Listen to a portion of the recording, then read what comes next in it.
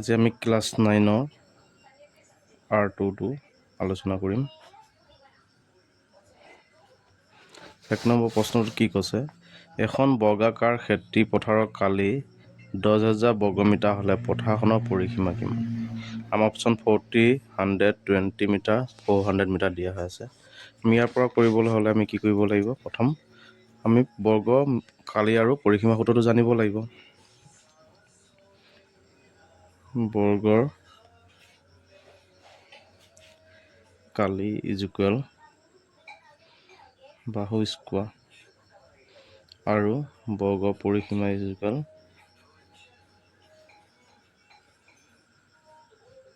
ইজুকুৱেল 4 into বাহু। 1 নম্বৰটো আমাৰ চোৱা সলিউশ্যন। আমাক দিয়া আছে বৰ্গাকাৰ খেতিপথাৰৰ কালি 10,000 বৰ্গমিটাৰ হ'লে পথাৰখনৰ পৰিসীমা। কালি দিয়া আছে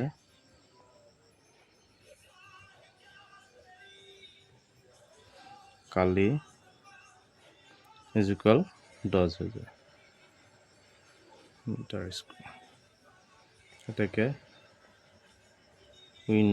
আমি জানো বৰ্গৰ কালি ইজুকুৱেল বাহু স্কোৱাৰ।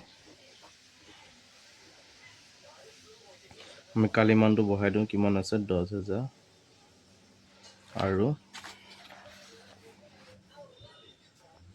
এইফালে বাহু স্কোৱাৰ। আমি স্থানটো সলনি কৰি দিওঁ, বাহু স্কোৱাৰটো এইফালে লৈ আহিছোঁ আৰু এইপিনে 10,000টো দেখিছোঁ। ঠিক আছে। এতিয়া আমি চোৱা, ইয়াত ৰুট অভাৰটো উঠাই দিয়াৰ লগতে এইফালে বৰ্গমূলৰ চিনটো আহি যাব। ইয়াত আমি স্কোৱাৰটো যেতিয়া উঠাই দিম, স্কোৱাৰ উঠাই দিয়াৰ লগতে ইয়াত ৰুট অভাৰ চিনটো আহি যাব। অৰ্থাৎ বাহু, এতিয়া আমি 10,000 কেনেকৈ লিখিব পাৰোঁ? 100 স্কোৱাৰ হিচাপে লিখিব পাৰোঁ। এতিয়া আমাৰ বাহু মান কিমান হ'ব? এইটো 100 স্কোৱাৰটো এইটো ৰুট অভাৰ কাটা যাব, থাকিব কিমান? 100 মিটাৰ। অৰ্থাৎ আমি কিমান পালোঁ? বৰ্গৰ বাহু পৰিমাণ কিমান? 100 মিটাৰ।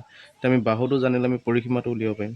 এটাকে বৰ্গৰ পৰিসীমা ইজুকুৱেল 4 ইনটু বাহু। বাহু মান পাইছোঁ কি? 100 মিটাৰ। এতিয়া 4 ইনটু 100 মিটাৰ অৰ্থাৎ 400 মিটাৰ। এনচাৰটো আমাৰ কি হ'ব? 400। ইয়াত 100 দিয়া আছে, এইটো ৰং হৈ আছে। এইটো 100 দিয়া আছে, ৰং আছে, ৰাইট হ'ব কিমান? 400 মিটাৰ হৈছে। এতিয়া আমি 2 নম্বৰটোলৈ আহিছোঁ, এইটো চাই লোৱা। এতিয়া আমি 2 নম্বৰটো আহিছোঁ। 2 নম্বৰটো কি কৈছে? আয়তাকাৰ চোতাল এখনৰ দিশ 30 মিটাৰ আৰু কালি 600 বৰ্গমিটাৰ হ'লে চোতালখনৰ পৰিসীমা উলিয়াব লাগিব। এতিয়া আমি 2 নম্বৰটোত আমি আকৌ এটা কথা জানিব লাগিব, কি? আয়তৰ কালি আৰু পৰিসীমা। আয়তৰ কালি সূত্ৰ কি? আয়তৰ কালি ইজুকুৱেল দিশ পূৰণ প্ৰস্থ। আয়তৰ পৰিসীমা হ'ব 2 হোল ইনটু দিশ যোগ প্ৰস্থ হৈছে। এতিয়া আমি প্ৰথম কালিটোৰ পৰা আমাক দিশটো দিয়া আছে, প্ৰস্থটো উলিয়াই ল'ম। তাৰপিছত চোতালখনৰ পৰিসীমাত আমি বহাই দিম। প্ৰস্থটো উলিওৱাৰ পিছত পৰিসীমা সূত্ৰত বহাই দিলে আমাৰ এনচাৰটো পাই যাম। ঠিক আছে, আমাক প্ৰথম দিয়া আছে কি? 2 নম্বৰ সলিউশ্যনটো আমাক দিয়া আছে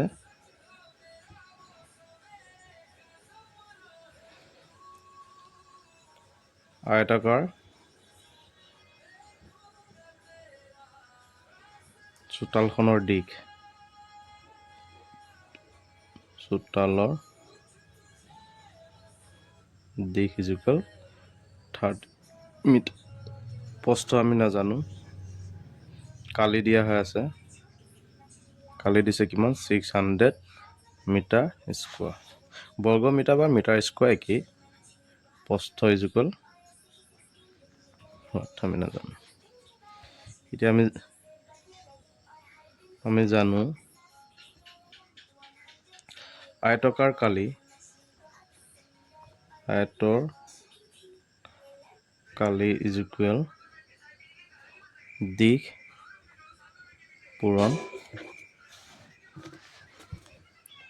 প্ৰস্থ। এতিয়া মই মানকেইটা বহাই দিয়া। কালি মান কিমান দিছে 600 বৰ্গমিটাৰ, আমি 600 বৰ্গমিটাৰ ইয়াত বহাই দিছোঁ 600, আৰু দিশ কিমান দিয়া আছে 30 মিটাৰ, 30 বহাইছোঁ। প্ৰস্থটো নাজানো আমি, প্ৰস্থটো এনেকেই ৰাখিছোঁ হৈছে। এতিয়া প্ৰস্থৰ লগত আমাৰ দিশটো কি আছে পূৰণ হৈ আছে, এইফালে অহাৰ লগতে হৰণ 600/30, ইয়াত থাকিব কি প্ৰস্থ। এতিয়া 0 0 কটা গ'ল, 3য়ে 60 কেইবাৰ যাব 20 বাৰ, অৰ্থাৎ তাকে প্ৰস্থ ইজুকল কিমান হ'ব 20 মিটাৰ। এতিয়া আমি প্ৰস্থটো পালোঁ, প্ৰস্থটো পোৱাৰ লগতে আমি পৰিসীমা সূত্ৰত বহাই দিওঁ।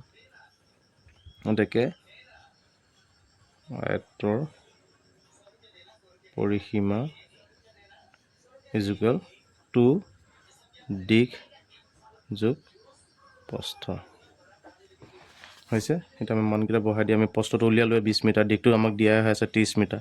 এনচাৰত বহাই দিয়া 2 হোল ইনটু দিশ কিমান 30 প্লাছ প্ৰস্থ 20 মিটাৰ, 2 3 20 50, অৰ্থাৎ 100 কিমান হ'ব 100 মিটাৰ। আমাৰ এনচাৰ কি হ'ব 100 মিটাৰ আছে, 100 মিটাৰ দিয়া হৈ আছে। ঠিক আছে, 3 নম্বৰটো চোৱা। 9 চেণ্টিমিটাৰ বাহু বিশিষ্ট বৰ্গৰ সমান কালি এটাৰ আয়তৰ প্ৰস্থ 3 চেণ্টিমিটাৰ হ'লে আয়তটোৰ পৰিসীমা। আমাৰ 9 চেণ্টিমিটাৰ বৰ্গৰ সমান কালি, মানে বৰ্গ 9 চেণ্টিমিটাৰ বাহু যিমান বৰ্গটো বনোৱা হ'ব, আয়তৰ প্ৰস্থ 3, দিশটো দিয়া নাই, এই দুইটা কালিৰ সমান হয়। তাৰ পৰা আমি দিশটো উলিয়াই আয়তৰ পৰিসীমা সূত্ৰত বহাই দিব লাগিব। 3 নম্বৰটো আমাক দিয়া আছে বাহুৰ জোখ, অৰ্থাৎ বৰ্গৰ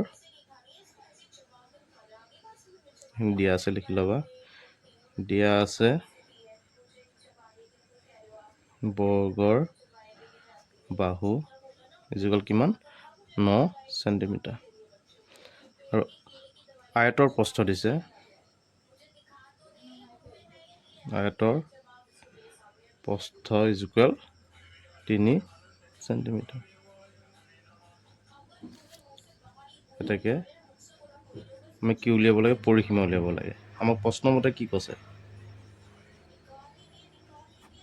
আয়তৰ বৰ্গৰ কালি সমান, বৰ্গৰ কালি সমান আয়তৰ কালি, সেইটো আমাক প্ৰশ্নত কৈ দিছে। এতিয়া বৰ্গ কালি, আমি বৰ্গ কালি সূত্ৰটো জানো, বাহু স্কোৱাৰ, আৰু আয়তৰ কালি কিমান দিশ পূৰণ প্ৰস্থ। বাহু স্কোৱাৰ আমাৰ কিমান হ'ব 9 স্কোৱাৰ, আৰু দিশ আমাৰ দিয়া প্ৰস্থ দিয়া আছে, দিশ দিয়া নাই, আমি দিশটো তেনেকৈ ৰাখোঁ, প্ৰস্থ কিমান 3 চেণ্টিমিটাৰ, 9 9 গুণ 81, আৰু এইপিনে দিশটো নালাগে, এইটো দিশ পূৰণ 3 চেণ্টিমিটাৰ। এতিয়া 3টো পূৰণ হৈছে, এইফালে অহাৰ লগতে হৰণ হ'ব 81/3, থাকিব দিশ।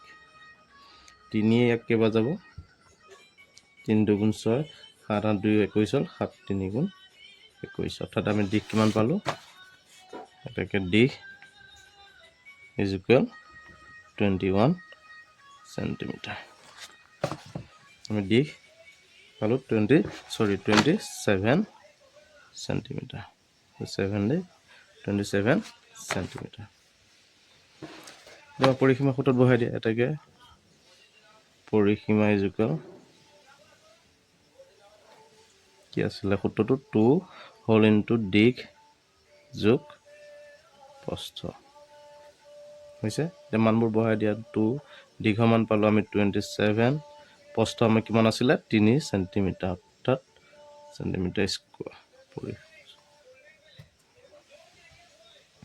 2 27 লগত 3 যোগ কৰিলে কিমান হ'ব 30 হ'ব চেণ্টিমিটাৰ, এটাকে 60 চেণ্টিমিটাৰ। আমাৰ এইটো এনচাৰ, ইয়াত আছে আমাৰ কিমান 60 চেণ্টিমিটাৰ হৈছে।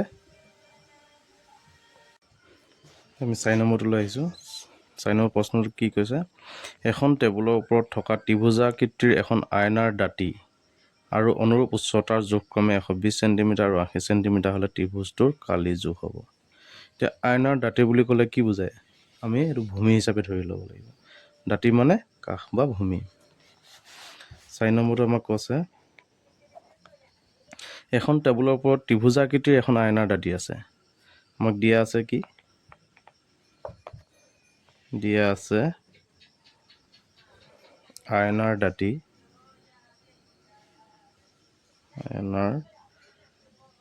দাঁতি বা ভূমি কিমান 120 চেণ্টিমিটাৰ আৰু আমাক কি দিছে উচ্চতা ইজুকেল কিমান দিছে 80 চেণ্টিমিটাৰ এতিয়া ত্ৰিভুজটো কালি উলিয়াই দিলে হৈ গ'ল আমাৰ ত্ৰিভুজৰ সূত্ৰটো কি আমি জানো ত্ৰিভুজৰ কালি ইজুকেল হাফ ইনটু ভূমি পূৰণ উচ্চতা এইটো আমাৰ ত্ৰিভুজৰ কালিৰ সূত্ৰবিলাক মনত থাকিব লাগিব নহ'লে নহ'ব ত্ৰিভুজৰ কালি আমাৰ এতিয়া দিয়া আছে আমাৰ সূত্ৰত বহাই দিয়া হাফ ইনটু ভূমি কিমান দিয়া আছে 120 to 120 প্লাছ উচ্চতা কিমান দিছে 80 চেণ্টিমিটাৰ স্কোৱাৰ এতিয়া আমি দুইটাকে কাটিব পাৰোঁ যিকোনো এটা কাটিলেই হৈ গ'ল আমি 120ক কাটিলোঁ 60 বাৰ গ'ল এতিয়া কিমান হ'ব 60 into 80 8 গুণ 48 শূন্য দুটা অৰ্থাৎ চেণ্টিমিটাৰ স্কোৱাৰ আমি কিমান পালোঁ 4800 অৰ্থাৎ 4800 আমাৰ অপশ্যনত কোনটো আছে বিটো সেইটো আমাৰ এনচাৰ হৈছে ঠিক আছে বুজি নাপালে ক'বা এতিয়া আমি 5 নম্বৰটোলৈ আহিছোঁ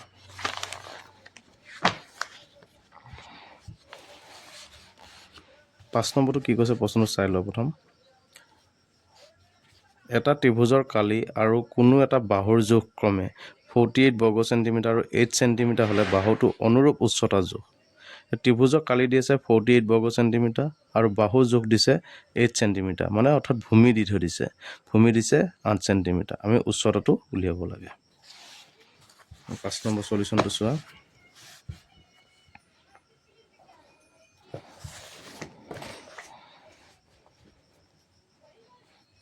দিয়া আছে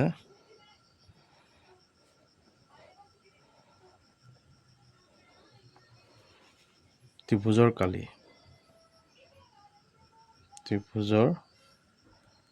কালি ইজুকেল কিমান দিছে আমাক 48 চেণ্টিমিটাৰ স্কোৱাৰ বৰ্গ চেণ্টিমিটাৰ বা চেণ্টিমিটাৰ স্কোৱাৰ একেই তো কনফিউজ নহ'ব তাত আৰু দিছে আমাক কি ভূমি দিছে আমাক কিমান 8 চেণ্টিমিটাৰ আমি উচ্চতাটো নাজানো উচ্চতাটো উলিয়াব লাগিব উচ্চতা ইজুকেল হোৱাট এছো আমি জানো উই নো ত্ৰিভুজৰ কালি ইজুকেল হাফ ইনটু ভূমি পূৰণ উচ্চতা ত্ৰিভুজৰ কালি সূত্ৰত ত্ৰিভুজৰ কালি মানটো বহাই দিয়া 48 আমাৰ এইটো 48 আহিব হাফ থাকিব আমাৰ ভূমি দিয়া আছে কিমান 8 চেণ্টিমিটাৰ আৰু উচ্চতাটো আমি নাজানো উচ্চতাটো তেনেকৈ ৰাখিলোঁ এতিয়া 2 8 কাটিলোঁ 4 বাৰ গ'ল 48 ইজুকেল 4 ইনটু উচ্চতাটোৰ লগত 4টো পূৰণ হৈছে এইফালে অহাৰ লগতে হৰণ হৈ যাব 48/4 ইজুকেল উচ্চতা এতিয়া 12 48 কেইবাৰ যাব 12 বাৰ 4 বাৰ 48 গতিকে আমি উচ্চতাটো কিমান পালোঁ উচ্চতা ইজুকেল 12 চেণ্টিমিটাৰ এটা আমাৰ এনচাৰ অপশ্যনত কোনটোত আছে আমাৰ অপশ্যন বি ৰাইট এনচাৰ ঠিক আছে এতিয়া আমাৰ 6 নম্বৰটোলৈ আহোঁ 6 নম্বৰটোত কি কৈছে, এটা ত্ৰিভুজৰ কালি আৰু কোনো ভূমি অনুৰূপ উচ্চতা যথাক্ৰমে 1256 বৰ্গ মিলিমিটাৰ আৰু 31.4 মিলিমিটাৰ হ'লে সেই ভূমিৰ জোখটো কিমান হ'ব সেইটো উলিয়াব লাগে। 6 নম্বৰটো আমাক দিয়া আছে ত্ৰিভুজৰ কালি আৰু ভূমি অনুৰূপ উচ্চতা জোখক্ৰমে। সলিউশ্যন 6 নম্বৰ আমাক দিয়া আছে ত্ৰিভুজৰ কালি দিয়া আছে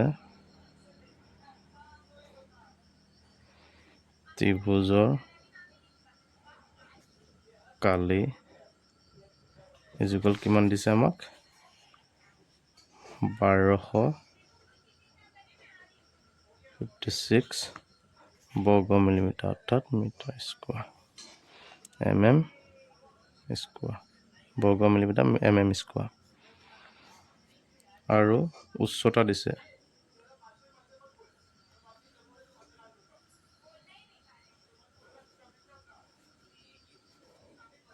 উচ্চতা ইজুকেল কিমান দিছে আমাক 31.4 mm বা মিলিমিটাৰ। আমি ভূমিটো নাজানো, আমি ভূমিটো উলিয়াব লাগিব। একেই নিয়ম আমি সূত্ৰত পেলাই লওঁ। উই নো আমি জানো ত্ৰিভুজৰ কালি ইজুকেল হাফ ইনটু ভূমি পূৰণ উচ্চতা হৈছে। ত্ৰিভুজৰ কালি মানটো বহাই দিয়া কিমান আছে 1256 হাফ ভূমি মানটো আমি নাজানো, ভূমি তেনেকেই ৰাখোঁ আৰু উচ্চতাটো কিমান দিয়া আছে 31.4 মিলিমিটাৰ হ'ল।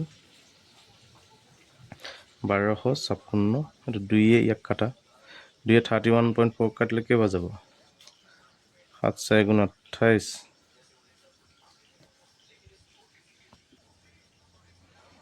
2 আমি 31.4 কাটো 2 এগুণ 2 3 আছিলে 1 হ'ল 11 হ'ল 5 দুগুণ 10 11 1 দশমিকটো এটা আহিলে 14 হ'ল 2 7 গুণ 14 অৰ্থাৎ ভূমি ইনটু 15.7 এইটো পূৰণ হৈ আছে। আমি এইফালে লৈ আহিলে কি হ'ব হৰণ হ'ব 1256 ডিভাইডেড বাই 15.7 ইজুকেল ভূমি। এতিয়া এইটো চোৱা, এইটো আমি এইটো ডাইৰেক্ট কাটি দিলে আমাক কিমান যাব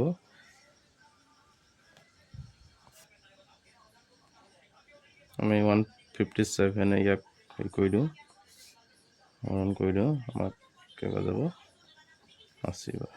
অৰ্থাৎ তোমালোকে চাব পাৰা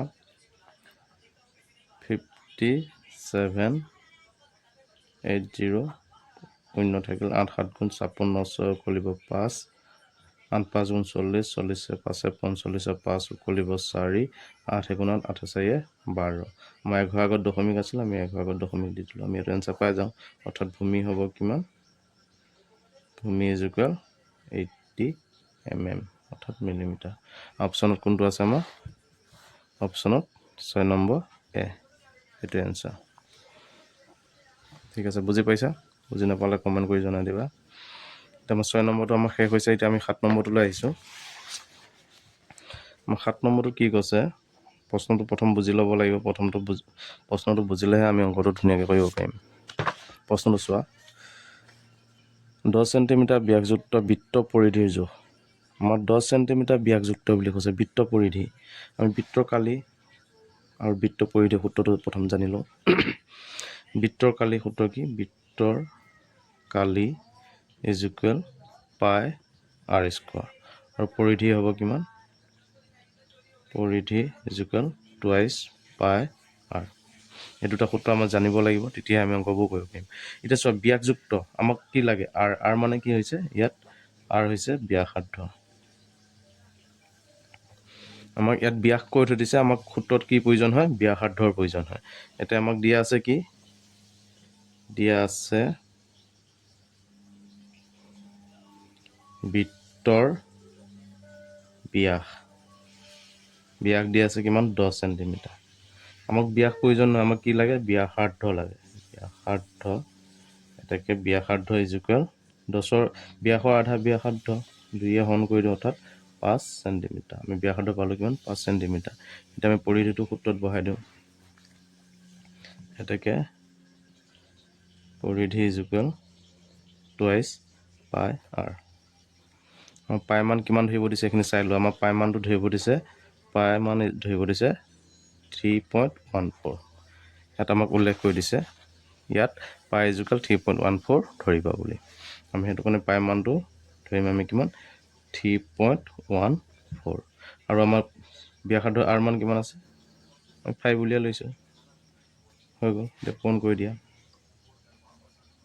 5 দুগুণ 10 ইনটু 3.14 10 যদি ইয়াৰ লগত পূৰণ কৰোঁ 10 ইয়াৰ লগত পূৰণ কৰিলে আমাৰ কি হ'ব দশমিক এঘৰ পিছুৱাই যাব অৰ্থাৎ 31.4 চেণ্টিমিটাৰ যদি কনফিউজ আছে মই ইয়াত পূৰণটো কৰি দিছোঁ এইটো চোৱা 3.14 ইনটু 10 আমাৰ ইয়াত আহিব কিমান 3140 হয় পূৰণ কৰিলে 10 পূৰণ কৰিলে আমাৰ 0 এটা লগ হৈ যাব এতিয়া আমাৰ দুঘৰ আগত দশমিক আছে দুঘৰ আগত দশমিক দিবই লাগিব আমি দুঘৰ আগত দশমিক দি দিলোঁ 31.40 হয় আমি 0টো পতা নাই কাৰণ দশমিকৰ পিছত 0টোৰ কোনো মূল্য নাথাকে এতিয়া আমাৰ অপশ্যন এইটো এনচাৰ অপশ্যন কিমানত আছে আমাৰ এইটো 31.4টো চিট এইটোৱে আমাৰ এনচাৰ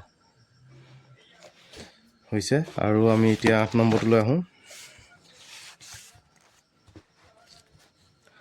8 নম্বৰ সলিউশ্যন 8 নম্বৰটো কি কৈছে প্ৰথম সেইটো বুজি লোৱা বৃত্তাকাৰ চোতাল এখনৰ পৰিধিৰ জোখ 176 অৰ্থাৎ 176 মিটাৰ হ'লে চোতালখনৰ কালি এতিয়া আমি পৰিধি দিয়া হৈ আছে আমি তাৰ পৰা কালি উলিয়াব লাগিব পৰিধিৰ পৰা আমি প্ৰথম কি উলিয়াই ল'ব লাগিব ব্যাসাৰ্ধ মানটো উলিয়াই ল'ব লাগিব তাৰপিছত আমি কালি পাই r স্কোৱাৰ সূত্ৰত বহাই দিলে আমি এনচাৰটো পাই যাম এতিয়া চোৱা আমাক দিয়া আছে পৰিধি মানে কি টুৱাইচ পাই r কিমান দিয়া আছে আমাক 176 মিটাৰ কালিটো আমি নাজানো কালিটো উলিয়াম আমি ইয়াৰ পৰা আমি পাই r মানটো উলিয়াই লওঁ এতেকে টুৱাইচ পাই r ইকুৱেল 176 মিটাৰ পাই মান ধৰিব দিছে জানো আমাক পাই মান ধৰিব দিয়া নাই মানে আমি কিমান ল'ব লাগিব 7/22 ধৰিম 2টো থাকিবই পাই মান 7/22 r মান নাজানো rটো তেনেকৈ ৰাখিলোঁ 176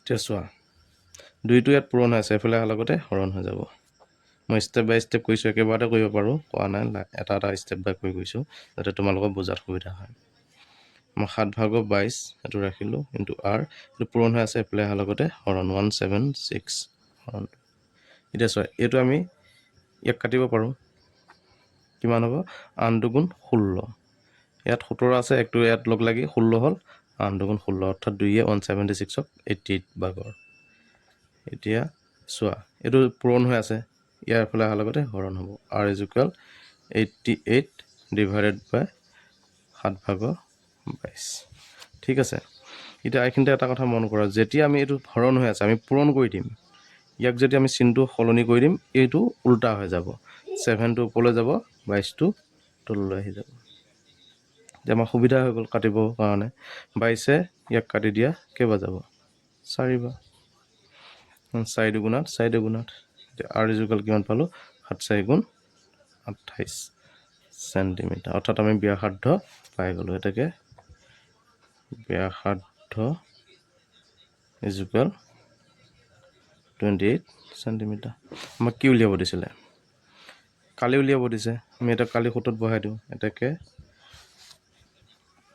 কালি ইকুৱেল পাই r স্কোৱাৰ পাই মান কিমান 7/22 r মান কিমান পাইছোঁ আমি 28 স্কোৱাৰ 7/22 ইনটু 28 মানে কি দুটা 28 পূৰণ হৈ আছে স্কোৱাৰ মানে সেইটোকে বুজায় দুটা পূৰণ এতিয়া 7 28ক কাটি দিয়া 4 এতিয়া গোটেইকেইটা পূৰণ ফল উলিয়াই দিলে আমাৰ এনচাৰটো পাই যাম 4 দুগুণা 88 ইনটু 28 88ৰ লগত 28 পূৰণ কৰা 88 ইনটু 28 8 8 গুণ 64 4 উকলিব 6 8 8 গুণ 64 64 6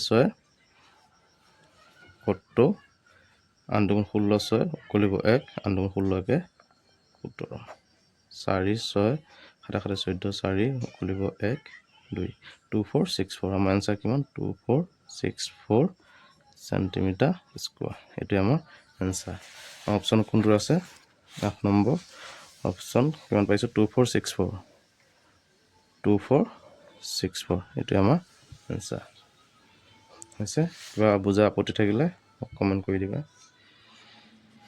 এতিয়া আমি আহো 9 নম্বৰটোলৈ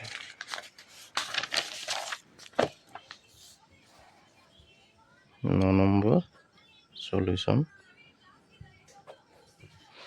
এখন বৃত্তাকাৰ পিচৰ কালি পিচ মানে কি আমি যিখন খেল ক্ৰিকেট খেল হয় সেইখনক পিচ বুলি কয় বৃত্তাকাৰ পিচৰ কালি 38.5 বৰ্গ সেন্টিমিটাৰ হলে পিচখনৰ ব্যাস পিচৰ কালি দিয়া আছে আমি তাৰ পৰা ব্যাস উলিয়াব লাগিব প্ৰথমতে r2 উলিয়ালে ব্যাসটো ওলাই যাব r2 দুগুণ কৰি দিলে আমি ব্যাসৰ মানটো পাই যাম মোক দিয়া আছে কিমান দিয়া আছে পিচৰ কালি বৃত্তাকাৰ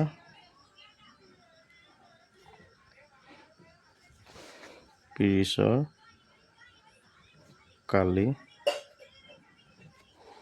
ইকুয়াল কিমান দিছে 38.5 সেন্টিমিটাৰ স্কয়াৰ মই বৰ্গ সেন্টিমিটাৰটো লিখি নিদো সেন্টিমিটাৰ স্কয়াৰ বুলি লিখো কনফিউজ নহবা দেখে বৃত্তাকালি কিমান পাই r স্কয়াৰ ইকুয়াল 38.5 পাই মানটো আমি কিমান ধৰিম 7 ভাগৰ 22 r স্কয়াৰ মান নাজানো r স্কয়াৰটো তেনেকৈ ৰাখিলো 38.5 হৈছে যেটো পূৰণ আছে এফালে আমাৰ লৈ আহা হৰণ হ'ব r স্কয়াৰ ইকুয়াল 38.5 হৰণ 7/22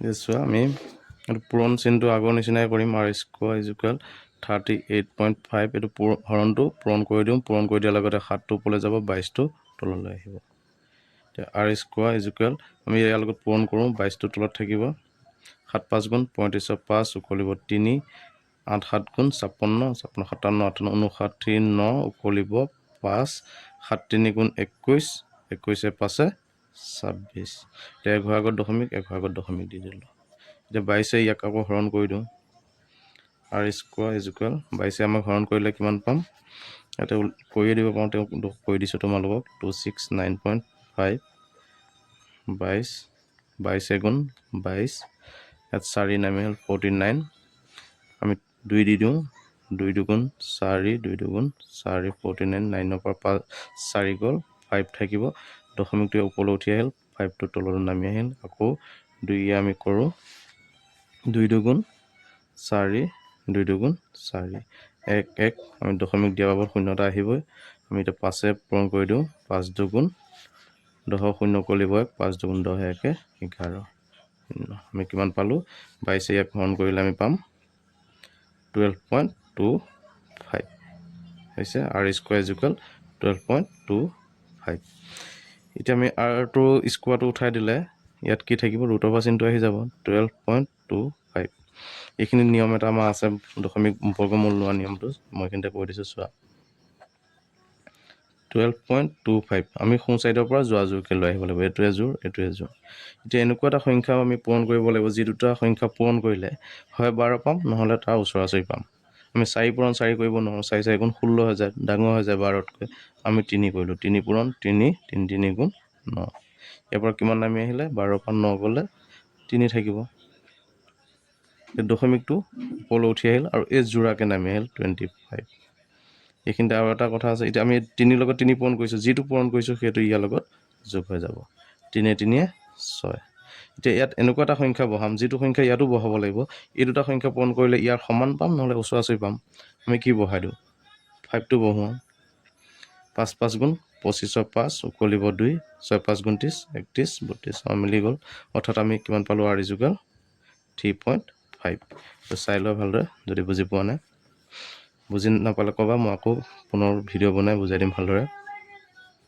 এটাকে আমি আৰ পালোঁ কিমান 3.5 এইটো ব্যাসাৰ্ধ আহে এতিয়া আমাক ব্যাস উলিয়াব দিছে এটাকে ব্যাস কি হ'ব ব্যাস ইজ ইকুৱেল r ইনটু 2 অৰ্থাৎ r মান পাইছোঁ 3.5 ইনটু 2 5 দুগুণ 10 শূন্য কৰিলে 3 দুগুণ 6 7 11.1 অৰ্থাৎ কিমান হ'ব সেন্টিমিটাৰ 7 সেন্টিমিটাৰ এইটো আমাৰ আনসাৰ অপশ্যনত কিমান আছে কে নম্বৰটো 9 নম্বৰ আমাৰ অপশ্যনত চি এইটোৱে ৰাইট আনসাৰ চাই ল বুজি নাপালে মোক ক'বা